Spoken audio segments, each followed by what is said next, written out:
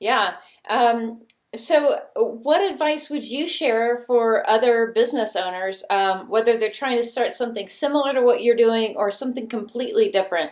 It sounds like you've been really involved in the day-to-day affairs of growing something and continue to grow it locally, but now you're expanding. So, what have you learned along the way? A lot of stuff in terms of the food business. If you were trying to open up a food business, as everyone say, restaurants and food in general is very, very hard. It's very price competitive. Not to dissuade any potential competitors, but it. I might be glossing over some of the things. I'm very lucky to have staff members who really know what they do well, negotiate with suppliers, get us the ingredients and creating the meals that we need. Our chefs. Without them, it would be an exercise in futility. Seriously, sometimes it feels like you're building sandcastles in the tide.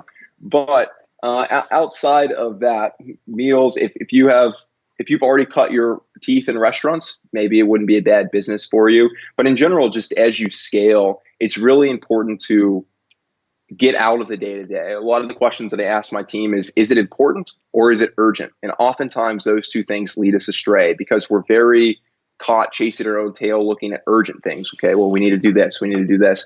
But the real question is in a month, when I look back at my to-do list, which I always do, I have tons of black notebooks of things I need to do. And I look back and I can't even remember half the stuff that I did, right?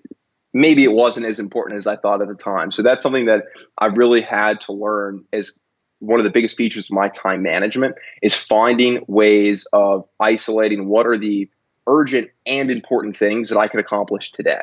And that I think is really scaled back because otherwise to-do lists will bury you. So I think I still have things to do that I was supposed to do in January that probably are not going to get done at this point. Still holding out. It's not the end of 2019 yet, but likely I won't get done. But I found that trying to separate those things has really helped. Sure. So, you have people, I assume, that you can delegate some of this urgent stuff to.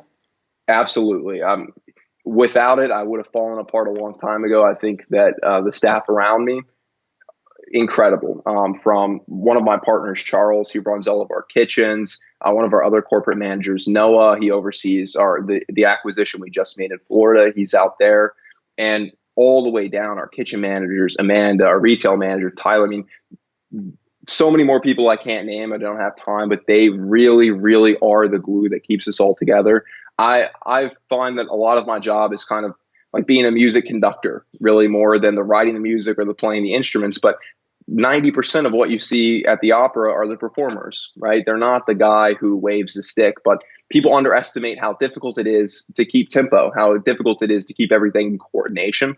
And that's really what I find to be my strong suit. I'm able to kind of separate what needs to be done and foresee what needs to be done in 4 to 8 weeks as we continue to scale. And if you're reactive in scaling, it's too impossible. You really have to be able to foresee some of the obstacles, get the staffing in place, get the procedures in place before you hit the problem. Because by the time the problem happens, it's already messed up all of your operations. You're already now 2 weeks late.